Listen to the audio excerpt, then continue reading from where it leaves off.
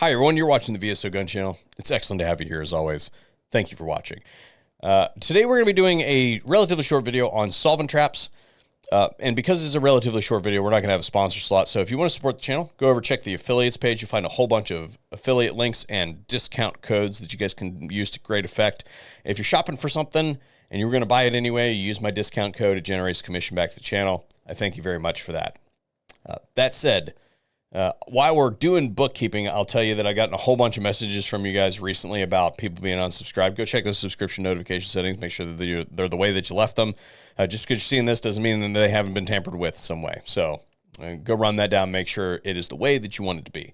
Solvent traps. I'll be honest to say that I didn't know the solvent traps were still a thing. I thought this is something that we did away with years ago, but apparently is it a thing because on November 20th, 2023, the ATF issued an open letter to all federal firearms licensees dealing with this subject matter. And I thank all of you who sent me a copy of it. I did some search, and there's pandemonium going on the internet right now. And I'm going to say, hold up, time out, pump the brakes a little bit, boys and girls.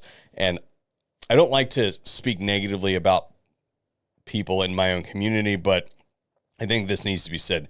There are people that benefit from whipping you up, either monetarily or otherwise, from riling you up and making you think that the sky is falling for one reason or another. This is not that. Chill for a second. There will be some caution that I'll give you on this moving forward. And the reason I say that the sky is not falling on this is, here's the thing.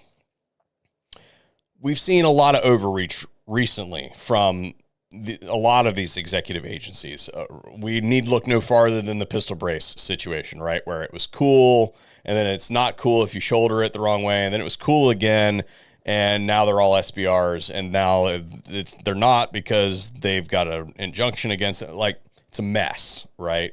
By contrast, to give credit where credit is due, and I know this is going to irritate many of you, the ATF has been relatively consistent over the years. Again, relatively in comparison to like the pistol brace situation, relatively consistent on silencers and silencer parts over the years. So this is not anything new. However, what I will say about this is that this is what we call a warning shot. This is written to FFLs, apparently, right? We don't have those things. Right? It's not a thing that we do. As an 0702, I have real cans in my vault. Okay, I don't have solvent traps. So it says that it's written to all federal firearms licensees because that's what they have jurisdiction over.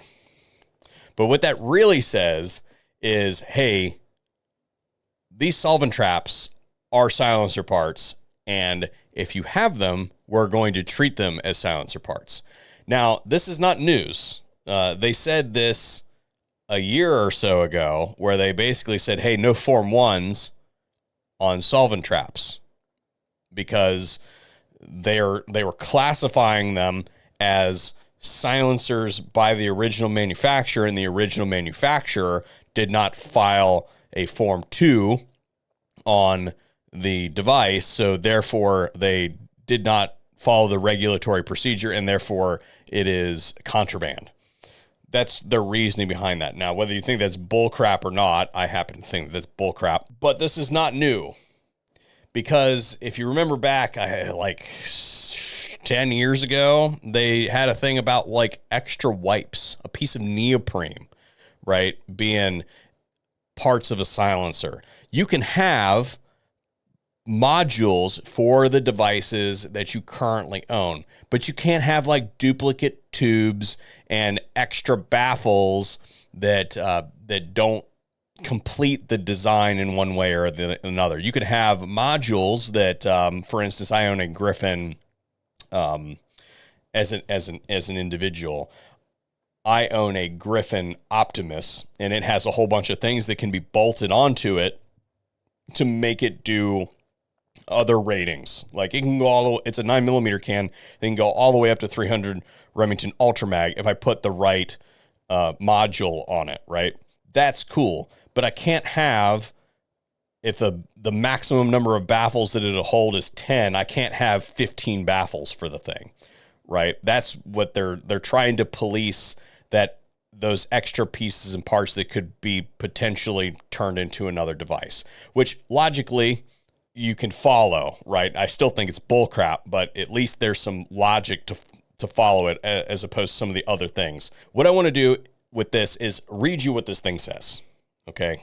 And kind of meter this down, and then I'll tell you what to do about it. Solvent traps are marketed as devices to attach to firearm barrels to catch excess solvent used when cleaning firearms. ATF has not classified any device as a solvent trap because that term does not exist in the relevant federal statutes or implementing regulations. Stop. They can just make up definitions whenever they want for something, right? But when something like solvent trap isn't written into the law, well, they no longer have a mechanism to classify it, so they try to cram things into the category that already exists.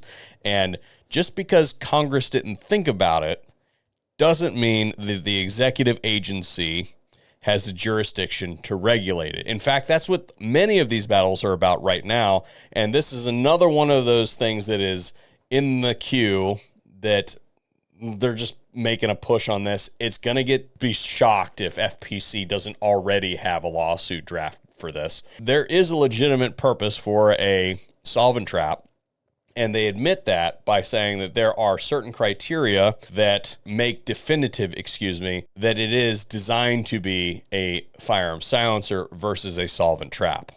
This letter then goes on to say, current possessors of these purported solvent traps that are silencers are encouraged to contact ATF for further guidance on how they can divest possession. Stop. First of all, I am not an attorney, and I don't play one on TV, so nothing that you hear from me should be construed to be legal advice. However, what I am going to tell you to do is not that. It's a trap! You, as an individual, should never call the ATF. Your attorney can call the ATF on your behalf, but you should never ask the regulatory body who's in charge of distributing out felonies for this type of activity. You should never call them directly and tell them that you may or may not be engaging in something that it considers to be prohibited conduct. So if you're not a licensed FFL with a manufacturer's license and a special occupation tax stamp, you need to go talk to your firearms attorney. If you do not have a firearms attorney, then you need to go get one right now. So that's what I would suggest that you do. But I guess you could also play the game of, is it going to get challenged in court? And the game there is, how long can you go without getting pinched? And I would also say that the solution is almost certainly not to bring them to your local FFLs either. Now, I can't speak for all FFLs, but what I would say is that if somebody tried to off one of these items to me, I'm not taking it. I'm not going to be party to that. Just because the agency comes up with guidelines on particular devices does not mean that I have to participate in that scheme. As an at-will business in the United States, I am not compelled to provide services to anybody. I do not have to provide a service to you, and that includes taking items off your hands. I can say tomorrow, for instance, that I don't want to provide handgun transfers anymore. Just do shotguns and rifles. Just because I'm regulated by the ATF does not mean that I am compelled to provide a service. If I willfully provide a service, then there are procedures that I have to follow. And what I would say about that, my phone, not yours, is that it is not my business to mitigate your crisis. It is not my job to fix your problem. Now, if I want to stop being a dick about that for a second and we think this through logically, then the capacity of the ATF to influence a business that it regulates is much higher than that of the individual citizen. As in the barrier to entry, for instance, for your front door as just a rank and file citizen is much higher than it is the front door of my shop, because they have the right to entry to any business they regulate once per calendar year, and then as needed. It's kind of vague on how they can get that. But if an FFL were to take that device into its inventory, it is relatively easy for the ATF to push that business to provide them information on where that stuff came from versus absolutely getting a warrant for your premises or your safe or something like that. The barrier is much harder for them to accomplish that. So taking these things to your FL is absolutely not the solution. And I guess the last thing that I would say is that if you were to go to atf.gov/firearms, how to properly destroy firearms, there's literally a guide if you wanted to go down that route. I'm not saying that you should do that. I'm just saying that there are resources out there for you. Anyway, this is going to be a much longer video than I thought it was going to be. Bye.